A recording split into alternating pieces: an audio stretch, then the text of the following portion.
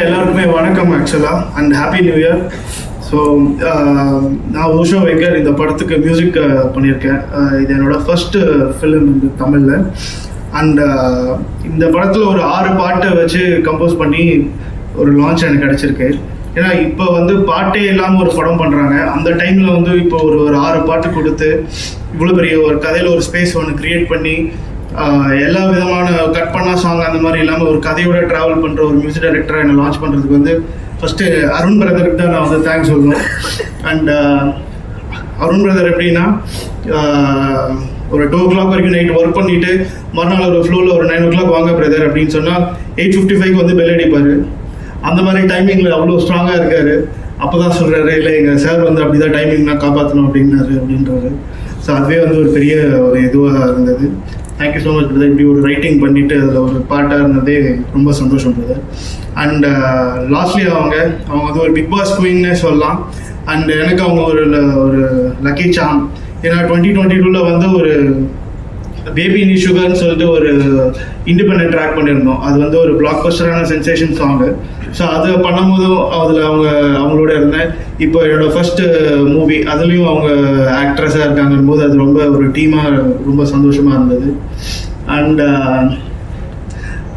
Producer sir and Nitin sir and Murali sir எப்படின்னா அவங்க வந்துட்டு சப்போர்ட் வந்து கொஞ்சம் நஞ்சம் இல்லை.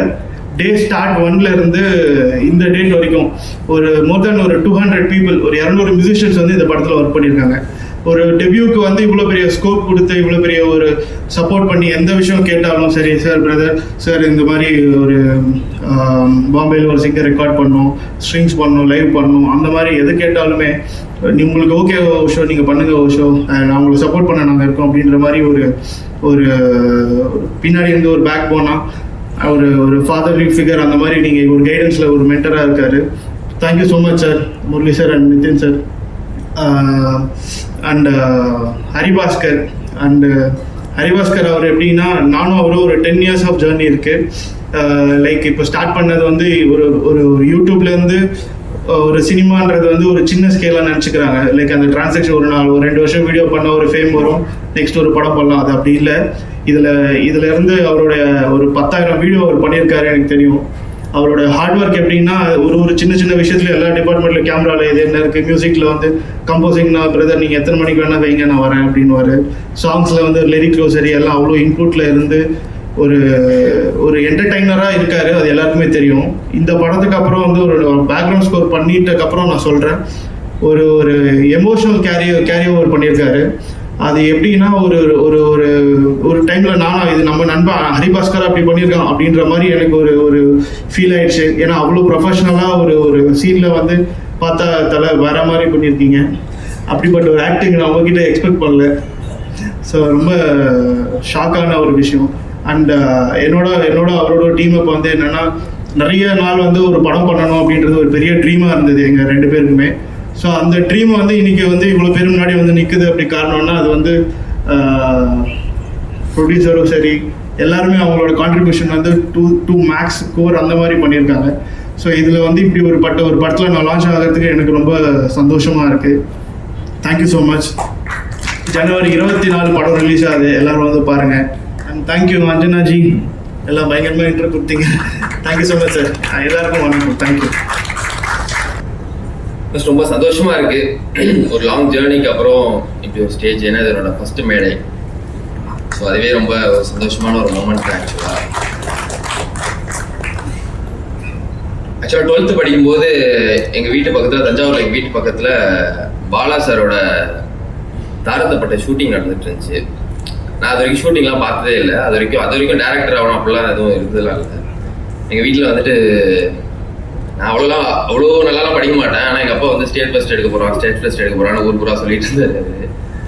ஸோ அப்போ வந்து அந்த ஷூட்டிங் நடக்கும்போது நான் ஜஸ்ட் ஷூட்டிங் போய் பார்த்தேன். ஒரு நாள் பார்க்கும்போது ஸ்கூல் கட் அடிச்சுட்டு போய் பார்க்கும்போது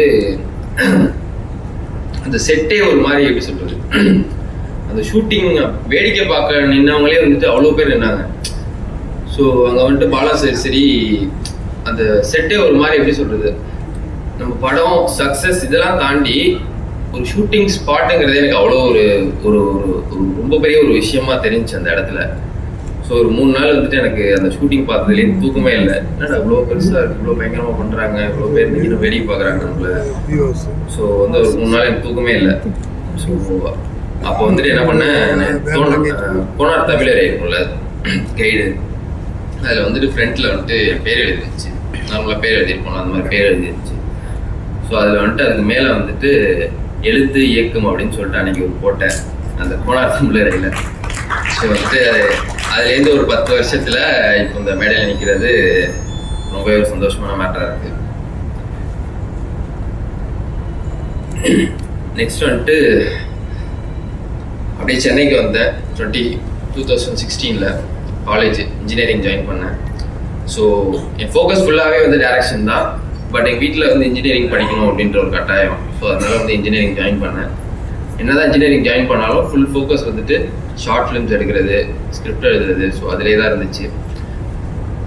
முக்கியமாக என் ஃப்ரெண்ட்ஸ், என் காலேஜ் ஃப்ரெண்ட்ஸ், என் கிளாஸ் பசங்களுக்கு வந்து நான் ரொம்ப பெரிய தேங்க்ஸ் சொல்லணும். ஏன்னா வந்து நான் ஷார்ட் ஃபிலிம் எடுக்கலாம். அப்போ எங்கள் வீடு ரொம்ப ஒரு வெல் செட்டில்டு ஃபேமிலிலாம் இல்லை ஆக்சுவலாக. ஸோ அப்போ வந்து இந்த ஷார்ட் ஃபிலிம் எடுக்கிறதுக்கு வந்துட்டு அந்த காலேஜ் படிக்கும்போது கேமராக்கெலாம் காசு கொடுக்கறதுக்குலாம் வந்துட்டு ஒரு 1000 ரூபா, 1500 ரூபா, 2000 ரூபா அந்த மாதிரிலாம் தேவைப்படும். ஏன்னா அது மட்டும் தான் செலவு, மற்றபடி எல்லாமே நானே பண்ணுறேன். எல்லாமே ஃப்ரெண்ட்ஸ் வச்சு நடிக்க வச்சுருவேன், எல்லாம் பண்ணுவேன். ஸோ அந்த காசுக்கே வந்து அப்போ எனக்கு ரொம்ப ஒரு கஷ்டம் தான் அது. ஆக்சுவலாக எனக்கு மாதம் 4500 ரூபா, 4000 ரூபாய் கொடுப்பாரு எங்கள் அப்பா. ஸோ அதில் வந்துட்டு ரூம் வாடகை 2000, 2500 போயிடும். பாக்கி ஒரு 1500 இதுதான் இருக்கும். அதை வச்சு தான் சாப்பிட்றது, இந்த மந்த் ஓட்டுறது எல்லாமே. ஸோ அப்படி இருக்கும்போது ஒரு நாள் காலேஜ் வாட்ஸ்அப் குரூப்பில் வந்துட்டு, கிளாஸ் குரூப்பில் வந்துட்டு ஒரு மெசேஜ் போட்டேன், நான் மறு ஷார்ட் ஃபிலிம் நடிக்க போகிறேன், எல்லோரும் ஒரு 100 rupees கொடுத்தீங்கன்னா யூஸ்ஃபுல்லாக இருக்கும் அப்படின்னு சொல்லிட்டு நான் ஒரு மெசேஜ் போட்டேன் ஆக்சுவலாக. ஸோ மெசேஜ் போட்டோன்னே அடுத்த நாளே வந்துட்டு கிளாஸில் எல்லாம் வந்துட்டு எல்லாம் ஆளுக்கு 100 ரூபா, 100 ரூபா போட்டு கொடுத்தாங்க. எல்லாம் போட்டு ஒரு 2500 ரூபா கிட்ட வந்துச்சு. ஸோ அதுதான் வந்து அதுதான் வந்து அவங்க தான் என்னோட ஃபர்ஸ்ட் ப்ரொடியூசர் ஆக்சுவலாக, என் காலேஜ் ஃப்ரெண்ட்ஸு. ஸோ அங்கே ஸ்டார்ட் ஆனிச்சு. ஸோ அங்கே ஸ்டார்ட் ஆன ஜேர்னி அப்படியே வந்துட்டு 2019 வடபழனி நோக்கி வந்துச்சு. தாம்பரத்துலேருந்து 2019 வடபழனி நோக்கி வந்தேன். ஸோ வந்ததுக்கப்புறம் அசிஸ்டன்ட் டைரக்டராக ஜாயின் பண்ணுறதுக்கு எனக்கு யாரை பார்க்குறது, யார்கிட்ட கேட்குறது எதுவுமே தெரில எனக்கு ஆக்சுவலாக. ஏன்னா யாருமே தெரியாது, ஒருத்தர் கூட தெரியாது இந்த இண்டஸ்ட்ரியில். ஸோ அப்படி இருக்கும்போது ஃபோரமால் வாசலில் தான் ஒரு டைம் உட்காந்துருக்கும்போது ஒருத்தர் யாருனே தெரியல, பக்கத்தில் ஏதோ ஒரு சினிமா பர்சன் தான் நினைக்கிறேன், ஏதோ பேசிகிட்டு இருந்தார், பக்கத்தில் ஃபோனில் பேசிகிட்டு இருந்தார். அவர் பேசிகிட்டு இருந்ததை வச்சு ஒரு சினிமா பர்சன் அப்படின்னு சொல்லிட்டு தெரிஞ்சுட்டு அவர்கிட்ட கேட்டு அந்த மாதிரி அசிஸ்டன்ட் டைரக்டராக ஜாயின் பண்ணணும் அப்படின்னோடனே ஃபஸ்ட்டு வந்துட்டு ஜாயின் பண்ணணும். ஆமாம் சரி நான் சொல்கிறேன், ஒரு கார் ஓட்ட தெரியுமா அப்படின்னாரு. கார் ஓட்ட தெரியாது, அப்பா கஷ்டப்பா, ஏன்னா ஒரு இடத்துல ஒரு வேகன்சி இருக்குது, கார் ஓட்ட தெரிஞ்சா அப்படியே காரும் ஓட்டலாம், அந்த டைரக்டர் கார் ஓட்டிட்டு அப்படியே நீ அசிஸ்டண்ட்டாக இருந்துக்கலாம் அப்படின்னாரு. ஸோ நல்ல வேலை எனக்கு அன்னைக்கு கார் ஓட்ட தெரியல. அன்னைக்கு கார் ஓட்ட தெரிஞ்சிருந்தா இன்னைக்கு இங்கே வந்திருக்க மாட்டேன்னு நினைக்கிறேன் ஆக்சுவலாக. ஸோ அன்னைக்கு ஸ்டார்ட் ஆன ஜெனி அப்படியே வந்துட்டு கன்னடம் டைரக்டர் ஒருத்தர் நாகசேகர் அப்படின்னு சொல்லிட்டு அவர் தமிழில் ஃபர்ஸ்ட் ஒரு படம் பண்ணார். ஸோ அதில் வந்துட்டு நான் அசிஸ்டண்ட்டாக போய் ஜாயின் பண்ணேன், கிளாஸ் அசிஸ்டண்ட்டாக. ஸோ ஜாயின் பண்ணும்போது தான் எனக்கு அங்கே ஒர்க் பண்ணிகிட்டு இருக்கும்போது தான் எனக்கு வந்து சுகுமார் அண்ணன் வந்துட்டு பழக்கமானார். ஸோ அந்த ஷூட்டிங்கில் தான் அவர் பழக்கமானார். அவர் சுகுமார் அண்ணன் யாருன்னா ஆக்சுவலாக வந்துட்டு இந்த படத்தில் கோ டைரக்டர்னு சொல்ல முடியாது, ஒரு கைடு மாதிரி தான் ஒர்க் பண்ணியிருக்காரு, சப்போர்ட்டிவாக இருந்திருக்காரு சொல்லப்போனால். ரொம்ப தேங்க்ஸ்ண்ணே. ஸோ அவர் மூலியமாக தான் வந்துட்டு அவர் வந்துட்டு வாசு சாரோட கோ டைரக்டர். ஸோ அவர் தான் வந்துட்டு ஃபஸ்ட்டு ஒரு டிஸ்கஷனுக்கு வாசு சார்கிட்ட அழைச்சிட்டு போகிறாரு. நாங்கள் ஒரு 5 பேர் 6 பேர் போகிறோம். எல்லாமே வந்துட்டு எல்லாருமே கொஞ்சம் ஏஜ்டாக, ஒரு 30-35+ இருக்காங்க. நான் தான் அப்போ வந்துட்டு 23 நினைக்கிறேன். நான் மட்டும் தான் சின்ன பையன். போய் டிஸ்கஷனில் உட்காரோம். ஃபஸ்ட்டு நாள் வந்துட்டு வாசு சார் டிஸ்கஷனில் போய் உட்காரோம். எனக்கு எப்படி இருந்துச்சுன்னா லைக் அவர் உள்ளே வரும்போதே பார்த்தீங்கன்னா அது எப்படி சொல்றது, ஒரு மாதிரி பார்க்குறதுக்கே பார்த்தீங்கன்னா ஒரு பயமாக இருக்கும். அவர் பார்க்குறதுக்கே பார்த்து டக்குன்னு பேச்சே வராது டக்குன்னு. ஸோ அந்த மாதிரி இப்போ கூட எனக்கு இன்னைக்கு காலையில் கூட பேச்சே வரல அவர் வந்ததுலேருந்து. ஸோ அந்த மாதிரி வந்து உட்காந்தோன்னே டிஸ்கஷன் ஆரம்பிச்சிச்சு. ஃபஸ்ட்டு நாள் வந்துட்டு எனக்கு அதான் உண்மையாக சொல்லப்போனால் பேச்சே வரல. அவர் முன்னாடி எல்லாரும் பயங்கரமாக பேசினாங்க, எனக்கு சுத்தமாக பேச்சே வரல, எதுவுமே பேசல. அப்படியே சைலண்டாக உட்காந்துருந்தேன். உட்காந்து முடிஞ்சு அன்னைக்கு டிஸ்கஷன் முடிஞ்சு கிளம்பிட்டோம். கிளம்புனோன்னே நான் நினச்சேன் ரைட்டு நம்ம வந்துட்டு எதுவுமே பேசல, வாய்ப்பை விட்டுட்டோம், கண்டிப்பாக வந்துட்டு நம்மளை போக சொல்லிடுவார் அப்படின்ற மைண்ட் செட்டில் தான் வந்துட்டு மறுபடியும் அகைன் அடுத்த நாள் போகிறதுக்கு சான்ஸ் கிடச்சிச்சு. போகும்போது நான் அப்போது மைண்ட் செட் ஒன்று பண்ணிக்கிட்டேன், நம்மளுக்கு இந்த வாய்ப்பு கிடைக்கிறது ரொம்ப கஷ்டம், ஏன்னா நிறையா பேருக்கு கிடைக்காத ஒரு வாய்ப்பு கிடச்சிருக்கு. அதை கரெக்டாக பயன்படுத்தலைன்னா நம்ம எத்தனை வருஷம் ஆனாலும் இப்படி தான் இருக்க போகிறோம் அப்படின்ற ஒரு மைண்ட் செட் இருந்துச்சு. ஸோ அதனால வந்துட்டு விடிய விடிய உட்காந்து எப்படிலாம் பேசணும், அந்த கதை எப்படி பேசணும், ஏதாவது பேசணும். அவரை பொறுத்த வரைக்கும், சாரை பொறுத்த வரைக்கும் பேசணும். ஏதாவது பேசிட்டே இரு, என்ன வேணா பேசு, ஆனால் பேசணும். பேசினாதான் வந்துட்டு அதுலேருந்து எப்படி சொல்றது, ஒரு ஏதாவது ஒரு ஒரு எவ்வளோ பேசணும் அதுலேருந்து ஒரு மாணிக்கம் கிடைக்கும், அதுலேருந்து ஒரு மேட்டர் கிடைக்கும் அப்படின்றது தான் சாரோட தாட். ஸோ ஏதாவது பேசணும் அவர்கிட்ட. ஸோ அப்படி இருக்கும்போது விடிய நிறைய ப்ரிப்பேர் பண்ணிட்டு போய் அடுத்த நாள் அது இது பேசிட்டே இருந்தேன். ஸோ அப்போ தான் வந்து சாருக்கு என் மேலே ஒரு நம்பிக்கை வந்துச்சுன்னு நினைக்கிறேன் ஆக்சுவலாக. ஸோ அங்கே ஸ்டார்ட் ஆன ஜேர்னி திருஷ்யா 2ன்னு சொல்லிட்டு கன்னடா ஃபிலிம், அங்கே அதில் லாஸ்ட் அசிஸ்டண்ட்டாக ஒர்க் பண்ணேன். ஸோ சார் வந்துட்டு அவ்வளோவா அசிஸ்டன்ஸை பேர் சொல்லி கூடவே மாட்டார் செட்டில், ரொம்ப ரேராக தான் இருக்கும். ஃபர்ஸ்ட் படத்துலலாம் வந்துட்டு என் பேர்லாம் பெருசாக சொல்லி கூப்பிட்டதே இல்லை. நான்லாம் ரொம்ப ஆசைப்படுவேன் பேர் சொல்லி கூப்பிடணும், நம்மள இங்கே நம்மளுக்கு ஒரு பொறுப்பு கொடுக்கணும், அதை பண்ணியான்னு சொல்லணும் அப்படின்னு ரொம்ப ஆசைப்படுவேன். ஸோ ஆனால் அப்போ தான் நான் புதுசு ஆக்சுவலாக நிறைய பேர் இருந்தாங்க, சீனியர்ஸ்லாம் நிறைய பேர் இருந்தாங்க. எனக்கு அவர் பக்கத்துலேயே நிற்க மாட்டேன், பயந்து அப்படியே போயிட்டு இங்கே ஓரளவுலேயே இருந்துட்டு அப்படியே போயிட்டேன் அந்த படத்தில். ஸோ அப்படி இருக்கும்போது 2வது சந்திரமுகி 2லையும் அப்படியே ஜாயின் பண்ணேன் அசோசியேட்டாக. ஸோ அப்போ தான் வந்துட்டு அந்த படத்தில் தான் வந்துட்டு சார் வந்துட்டு என் பேரெல்லாம் சொல்லி கூப்பிட ஆரம்பிச்சார். அதே எனக்கு வந்துட்டு ஒரு ரொம்ப பெரிய ஒரு விஷயமா தெரிஞ்சு, ஒரு மாதிரி பேர் சொல்லி கூப்பிட்டாலே வந்து ஒரு மாதிரி புல்லடிக்கலாம் ஆரம்பிச்சிருச்சு. ஸோ அந்த அளவுக்கு வந்துட்டு ஒரு டிபார்ட்மெண்ட் பண்ணுறேன். ஃபர்ஸ்ட்டு சார் சாரி சார், நீங்கள் கொஞ்சம் லேட் ஆகிடுச்சு, சாரி சார் நீங்கள் ஸ்டார்ட் ஆகிறதுக்கு. ஸோ அங்கே ஸ்டார்ட் ஆன ஜேர்னி. சார்கிட்ட ஒர்க் பண்ணது வந்து பார்த்தீங்கன்னா ஒரு பெரிய ஒரு கைடு தான். லைக் வந்துட்டு ஒரு அதான் எல்லாரும் சொல்கிறாங்கல்ல, வாசல் சார் ஸ்கூல், அந்த ஸ்கூல் நான் உள்ளே இருந்து பார்த்துருக்கேன். ஸோ அப்படி பார்க்கும்போது ஒரு கிளாரிட்டி டு த கோர் இருக்கும் அவர்கிட்ட. இது வரைக்கும் ஒரு செட்டில் ஒரு சீன் பேப்பர் கையில் வச்சு கூட நான் பார்த்ததே இல்லை இது வரைக்கும். ஒரு எல்லாமே மைண்டில் தான் இருக்கும். நான் நினைப்பேன், ஏன்னா நாங்கள் தான் வந்து ஸ்கிரிப்ட் ப்ரிப்பேர் பண்ணிட்டு எல்லாமே போவோம். ஸோ எங்களுக்கு எல்லாமே கிளாரிட்டி இருக்கும். அவர் பார்க்கவே இல்லையா, அவருக்கு எப்படி கிளாரிட்டி இருக்கும்னு நினச்சிட்டே இருப்பேன். பார்த்தா நாங்கள் எடுத்துகிட்டு போனதை பார்த்துருக்க கூட மாட்டார், அதுக்கு சீன் முடிச்சிடுவோம். சில டைம்லாம் வந்துட்டு ரொம்ப சின்ன டைம் தான் இருக்கும். லைக் வந்துட்டு ஒரு ½ hour இருக்கும், ஒரு 1 hour இருக்கும். சில டைம்ல ஒரு பெரிய சீன் இருக்கும். நான் நினைப்பேன் எப்படி இது எடுக்க போறாரு புரியலையே, எப்படி இருந்தாலும் நாளைக்கு இந்த சீன் இருக்கும் போல அப்படின்னு நினைப்பேன். நாங்கள் நினைச்சதை விட ஒரு 10 நிமிஷம் முன்னாடியே அந்த சீனை முடிச்சிருவாரு.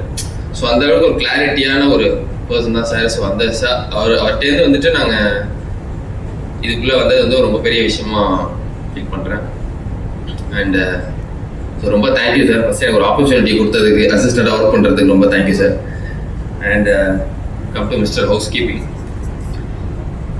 ஃபர்ஸ்ட் ஹரிப்ரோ தான் வந்துட்டு எனக்கு எப்படின்னா, அவருக்கு தான் ஃபர்ஸ்ட் நான் ஒரு சினாப்சிஸ் அமைச்சேன். அவரை வச்சு அவரோட ஆக்சுவலாக அவரோட ஃபேன் நான் 2016 ஸோ அவரை வச்சுட்டு ஒரு படம் அப்படிங்கிறதுலாம் ஃபர்ஸ்ட் திங்க் பண்ணல. அவருக்கு ஒரு சினாப்சிஸ் அனுப்புவோம். அவர் நினைச்ச ஒரு கதை ஒன்று எழுதினேன், அது அவருக்கு தான் கரெக்டாக இருக்கும்னு எழுதினேன்.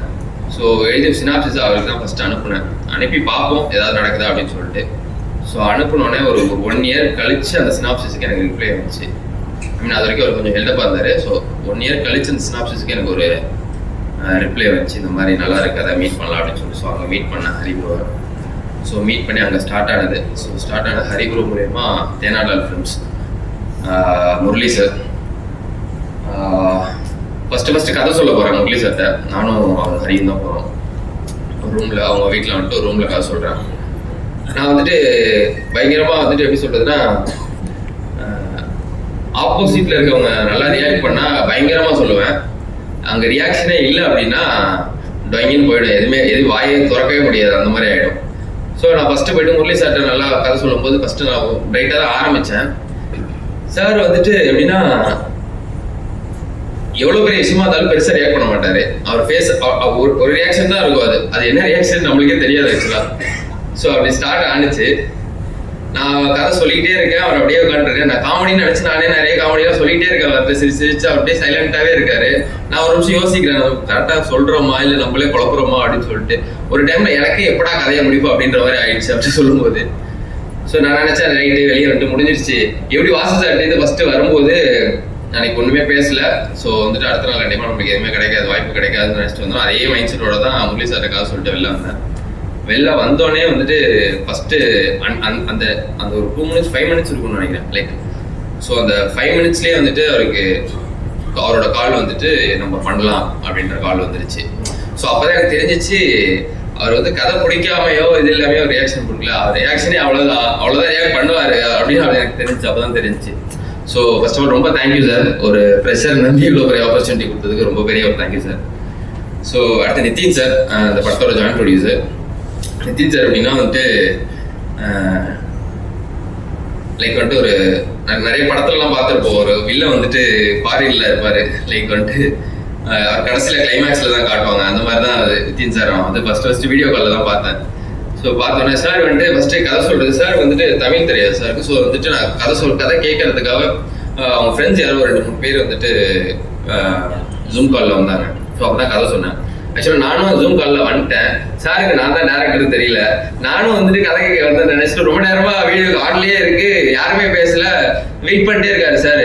அப்போ ஒரு எக்ஸிக்யூட்டிவ் ப்ரொடியூசர் அஃப்ரோஸ்ன்னு சொல்லிட்டு, ஸோ அவங்க வந்துட்டு கால் பண்ணிட்டே இருக்காங்க, சீக்கிரம் உள்ள போங்க, வெயிட் பண்ணிட்டு நான் உள்ளதான் இருக்கேன், அவருக்கு தெரியல நான் தான் டேரக்டர் அப்படின்னு சொல்லிட்டு. கடைசியில தான் அவர் தெரிஞ்சு, ஓ நீங்க தான் டேரக்டர் அப்படின்னு. சார் நான் தான் சார் டேரக்டர். ஓ சாரி நான் நீங்க கதை கேட்க வந்துறீங்க அப்படின்னு நினைச்சிட்டு சொல்லிட்டு இருந்தேன். ஸோ அங்கே ஆரம்பிச்சேன். ஸோ மற்றவங்களுக்கு இந்த கதை சொல்லி கிளாரிட்டி கொடுத்து இவ்வளோ பண்ணி ஒரு நம்பிக்கை வந்திருக்கு. பட் நிதின் சாருக்கு நான் ரொம்ப டீப்பாலாம் இந்த கதை தெரியாது. இந்த கதையா ஒரு மூடா தெரியும். ஸோ அந்த நாட்டோட அந்த நாட்டோட நம்பிக்கையை வச்சே இவ்வளோ இந்த ப்ராஜெக்ட் இன்னைக்கு வரைக்கும் இங்கே வரைக்கும் கொண்டு வந்ததுக்கு ஒரு ரொம்ப பெரிய தேங்க்யூ சார். நிதின் சார் ரொம்ப பெரிய தேங்க்யூ. ஸோ ஹவுஸ் கீப்பிங் இதில் ஃபர்ஸ்ட் டைரக்ஷன் டீமுக்கு வந்துட்டு நான் ரொம்ப பெரிய தேங்க்ஸ் சொல்லணும். சுகுமார் அண்ணன் அப்படின்னா வந்து வாசு சார் ஒர்க் பண்ணிட்டு இருக்காரு கோ டைரக்டரா. நான் ஃபர்ஸ்ட் அவர் கூப்பிடலாமா வேணாமான்னு நினைச்சேன். ஏன்னா எனக்கு ஒரு சப்போர்ட் தேவைப்பட்டுச்சு. என்னதான் இருந்தாலும் வந்துட்டு ஃபர்ஸ்ட் படம் பண்றேன், எனக்கு ஒரு கைடு ஒன்று தேவைப்பட்டுச்சு. ஸோ வந்துட்டு எனக்கு அது இல்லாமல் வந்துட்டு என்னதான் டேலண்டடா இருந்தாலும் ஒரு கைடு ஒன்று தேவைப்படல. ஸோ அந்த மாதிரி ஒரு கைடு ஒன்று தேவைப்பட்டுச்சு எனக்கு. ஸோ நான் அவர்கிட்ட கேட்கலாமா வேணாமான்னு ரொம்ப நாளாக யோசிச்சிட்டே இருந்தேன். அப்புறமா ஒரு நாள் நானே முடியாத கேட்டுரும் அப்படின்னு சொல்லி கேட்டேன். அந்த மாதிரிண்ணே ஒரு படம் பண்றேன்னு நீங்கள் வந்துட்டு ஒர்க் பண்ணி கொடுங்க ஸோ அப்படின்னு சொல்லிட்டு கேட்டேன். அவர் சொல்லியிருக்காரு வெளியெல்லாம் இன்னும் அவன் கூப்பிடவே இல்லை, அதனாலதான் நான் வெயிட் பண்ணல, நானே ஒர்க் பண்ணியிருப்பேன் அப்படின்னு இருக்காரு. நான் நினைச்சிட்டு இருந்தா வரமாட்டாருன்னு நினைச்சு பார்த்தா அவரே வந்து வெளியே சொல்லியிருக்காரு அவர் கூப்பிடல, இல்லைன்னா நான் முன்னாடியே போயிருப்பேன் அப்படின்னு சொல்லிட்டு. ஸோ வந்துட்டு ஒரு ஃபுல் சப்போர்ட்டிவா இந்த படத்துக்கு வந்துட்டு சுகுமாரன் இருந்திருக்காரு. ரொம்ப தேங்க்ஸ்ண்ணே. அண்ட் டைரக்ஷன் டீம் என் பசங்களாம் பார்த்தீங்கன்னா லைக் ஃப்ரெண்ட்ஸ் படத்தில் வடிவேல் சார் போவார்ல பெயிண்ட் அடிக்கிறதுக்கு ஒரு அப்பார்ட்மெண்ட், அது மாதிரி நாங்கள் போவோம். ஆக்சுவலாக காலைல ஃபர்ஸ்ட் நாங்கள் தான் போவோம் செட்டு கூட யாரும் திறந்துருக்க மாட்டாங்க. போயிட்டு இப்போ செட்டில் அங்கே வாட்ச்மேன் ஏதாவது புது செட்டுக்கு போகிறோம்னா அங்கே வாட்ச்மேனுக்கே வந்துட்டு தெரியாது ஆக்சுவலாக ஷூட்டிங்க்கு வராங்கன்னு சொல்லி, வருவோம் தெரியாதா வழிய ஓடி அப்படின்ற மாதிரி நாங்கள் தான் ஃபர்ஸ்ட் போவோம். ஸோ அந்த மாதிரி ஒரு டீம், ஒரு ஜாலியான ஒரு டீம். அண்ட் ஹரிபாஸ்கர் சொல்லிட்டு ஓகே. அண்ட் லாஸ்ட்லியா வந்துட்டு எப்படி ப்ராஜெக்ட்ல வந்தாங்கன்னா ஃபர்ஸ்ட் எனக்கு ஆர்டிஸ்ட் வந்து ரொம்ப நாளா தேடிட்டு இருந்தேன் அந்த கேரக்டருக்கு. ஒரு இன்ஸ்டா போஸ்ட் ஒன்று பார்த்தேன் அவங்களோட ஒரு கெட்டப்ல, லைக் வந்துட்டு ஒரு பாஜி லுக்ல ஒரு போஸ்ட் ஒன்று போட்டிருந்தாங்க. அந்த போஸ்ட் பார்த்தோன்னா ஒரு கேரக்டரா எனக்கு தெரிஞ்சிச்சு. ஸோ ஃபர்ஸ்ட் கூப்பிட்டு ஒரு வாட்டி கதை சொல்லிட்டு ஒரு ஆடிஷன்லாம் பண்ணி பார்த்தோம். ஸோ ரொம்பவே நல்லா பண்ணியிருக்காங்க இந்த படத்துல. கண்டிப்பா இதுக்கப்புறம் அவங்களுக்கு ஒரு நல்ல ஒரு பெரிய ஓப்பனிங் இருக்கும் அப்படின்னு சொல்லிட்டு நான் கண்டிப்பாக ஒரு ஓப்பனிங் இருக்கும். அண்ட் தென் ஒர்க் பண்ண டெக்னீஷியன்ஸ் அண்ட் கேமராமேன் ரொம்பவே ஒரு ஹார்ட் ஒர்க் இந்த படத்துக்கு. ஸோ எந்த டைம் வந்தாலும் சரி, நான் நிறைய திட்டிருக்கேன் அவரை, நிறைய சண்டை வந்திருக்கு. ஸோ எல்லா டைம்லேயும் வந்துட்டு பொறுமை காத்து அப்படியே இந்த ப்ராஜெக்ட்டுக்கு கடைசி வரைக்கும் நின்னதுக்கு ஸோ அவருக்கு ஒரு பெரிய thank you. And then music director பற்றி கண்டிப்பாக நான் சொல்லி ஆகணும். ஸோ ஃபர்ஸ்ட் மீட் பண்ணும்போது ஒரு சாங் தான் கம்போசிங்கில் தான் மீட் பண்ணோம். ஹரி மூலியமாக தான் நான் மீட் பண்ணேன். ஸோ மீட் பண்ணும்போது அவர் ஏஜ் ஆக்சுவலாக 23 or 24 சம்திங் தான். எப்படி வந்து எனக்கு ஃபர்ஸ்ட் எப்படி ஒரு பண்ணுவார், ஸோ அந்த மாதிரி ஒரு தாட் இருந்துச்சு. யாரை சொல்கிறேனோ இல்லையோ வெட்கடி சொல்கிறேன், இந்த படத்தோட ரீரெக்கார்டிங்க்கு அப்புறம் கண்டிப்பாக ஒரு பெரிய ஒரு ஹீரோவோட படம் அடுத்த படமாக கண்டிப்பாக அவர் பண்ணுவார். ஸோ அந்த அளவுக்கான ரீரெக்கார்டிங் சார் சொன்னார். இளவரசன் சார் சொன்னார் ரீரெக்கார்டிங் வந்துட்டு எப்படி வந்திருக்குன்னு தெரியல அப்படின்ற மாதிரி சொன்னார். சார் நான் பெட்கடி சொல்கிறேன், இந்த படத்தோட ரீரெக்கார்டிங்க்கு அப்புறம் அவருக்கு வந்துட்டு ஒரு பெரிய ஹீரோவோட படம் கண்டிப்பாக அவர் பண்ணுவார். ஸோ அந்த அளவுக்கான ஒரு எஃபர்ட் இந்த படத்தில் அவர் பண்ணியிருக்காரு. லிட்டரலி சொல்ல போனால் லாஸ்ட் 30 minutesலாம் பேக்ரவுண்ட் ஸ்கோரில் அவர் வந்துட்டு பயங்கரமாக பண்ணியிருக்காரு. அது நீங்கள் கண்டிப்பாக தியேட்டரில் பாருங்கள், அந்த இடம் பயங்கரமாக இருக்கும்.